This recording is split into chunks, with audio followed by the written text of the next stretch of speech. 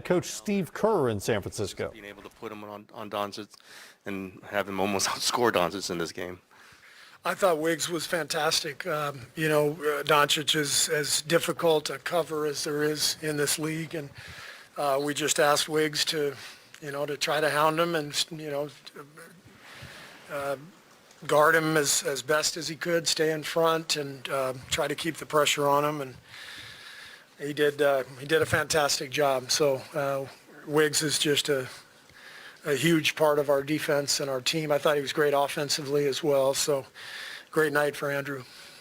Steve, let me make sure I'm reading this right. When's the last time you saw Steph lead a playoff game with 12 rebounds?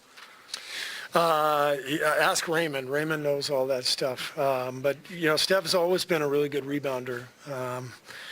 For a guard, for a guy his size, he's just got a knack for the ball, and he obviously did a great job. There were several where you could see him kind of come over from the weak side because he read where the ball was going to go before anybody else did. And so he's got a good knack for it, and I thought the rebounding was a big factor tonight. 52-34. So we did a good job on the glass. Steve, how did you like the poise and taking care of the ball and just so many guys getting involved in the scoring and rebounding effort? Yeah, it was good. I thought we were in a little bit of a rush early, and once we settled down, the ball started to move a little bit better, and we started getting better shots. That's to be expected, though. Game one of the conference finals, everybody's amped up, and so we just needed to settle in, and we did that. You guys threw out a lot of different looks defensively. How important do you think that was in limiting Luka? Well, I think you can't do the same thing with Doncic every possession. You got to be able to mix it up. He's too good. And so we tried to do some of that. And, one game, we did an excellent job defensively, but we're under no illusion that we've figured anything out. We just played really hard and competed and tried to contest shots. But, there's a good chance those shots start going in next game. So we've just got to stay committed and stay aggressive, play with force, and see what happens. You had Wiggins pick up Luka full court several times. Is that just kind of to slowly try to fatigue him? Yeah, I think it's important to try to make him work. He's so good. Any great player in the league, you're just trying to limit the damage that they do.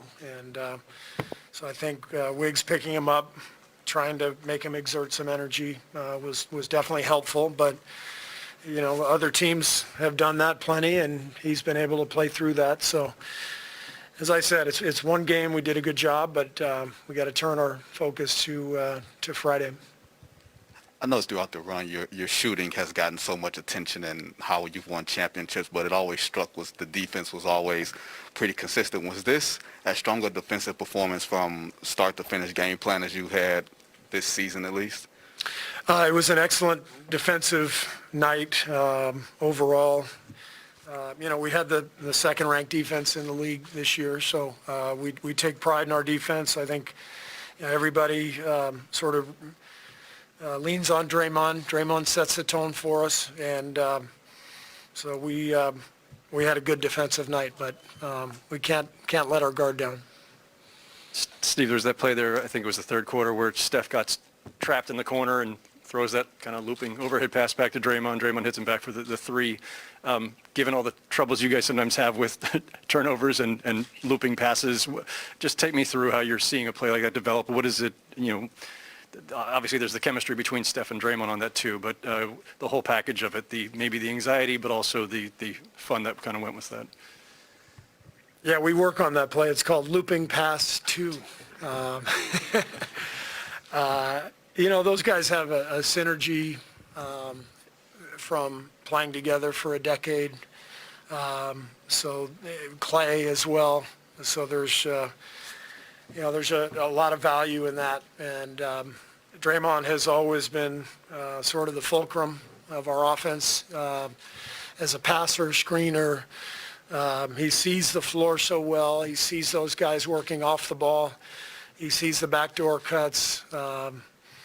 So that was an example of those guys just knowing each other well, and Draymond knowing exactly what Steph was going to do. I think, if I'm not mistaken, I think Looney set a pin down for him after that pass came back out to Draymond. So you could put Looney in there too. There's a lot of continuity with our team that's important, and guys read each other well.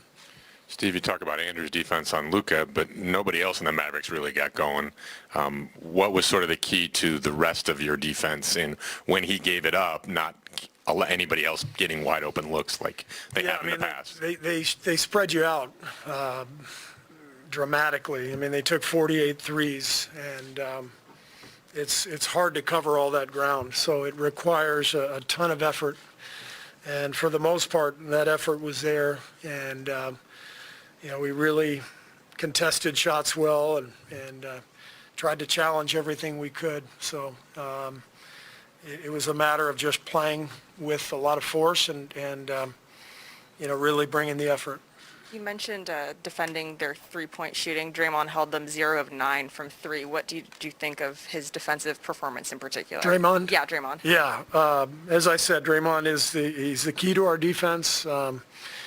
He's our kind of our middle linebacker, and against a team like this that spreads you out, you have to make good rotations and good reads, and so he is one of the best in the world doing that, and kind of getting everybody organized and talking. One more quick one for you.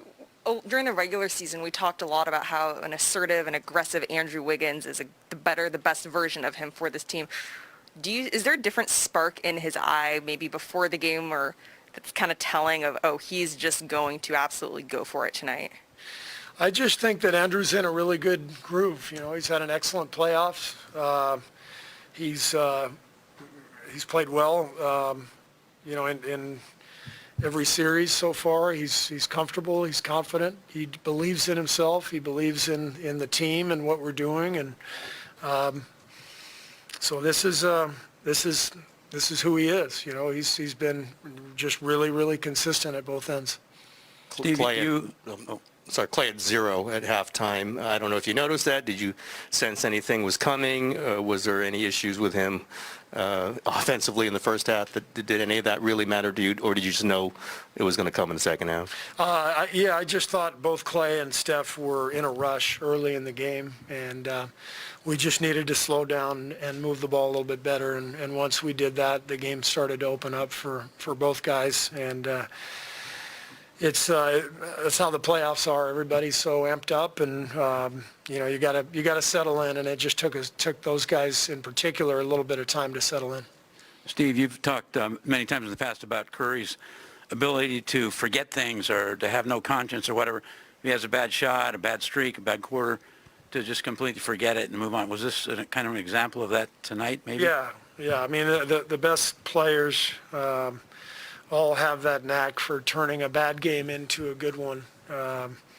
It's a really difficult thing to do. But when you have that kind of confidence and that kind of experience, when you've been through everything, you've been through a lot of games where you have a slow start and you're able to find it, then you feel comfortable in that setting. I thought that was the case with Steph. Steve, you've said the last couple of days just how much this means to the guys after the last 2 tough years.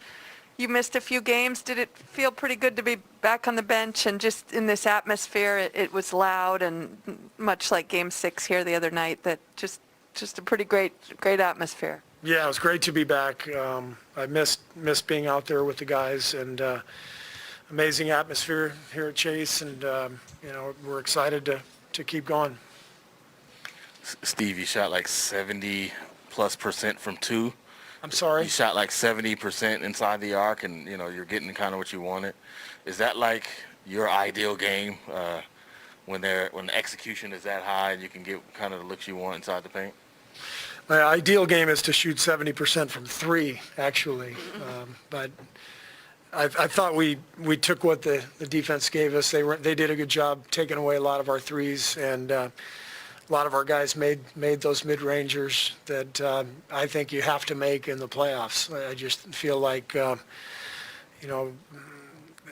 teams are going to take away layups. They're going to take away threes. If you can step in and knock down some 15-footers, I think you have to be able to do that.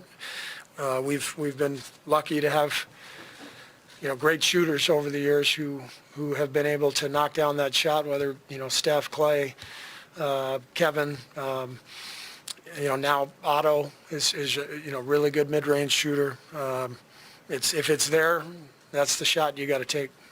Jordan obviously, did a ton for you offensively, but, this series will probably be about how well he can survive defensively. What did you think of, I guess his overall night, but particularly on the defensive end? Yeah, I thought Jordan had a really good night. They were definitely attacking him. He got 5 fouls. I thought he had a couple of tough calls, but he can do better showing his hands. Sometimes you get your hands out like this and a player, bowls into you. You're the one who gets the call because it just looks like you're reaching. If you can show your hands, then you're more likely to not get called for a foul, and I think that's something he could probably do better next game. Thanks. All right, Steve Kerr there. Steph Curry, slow start, better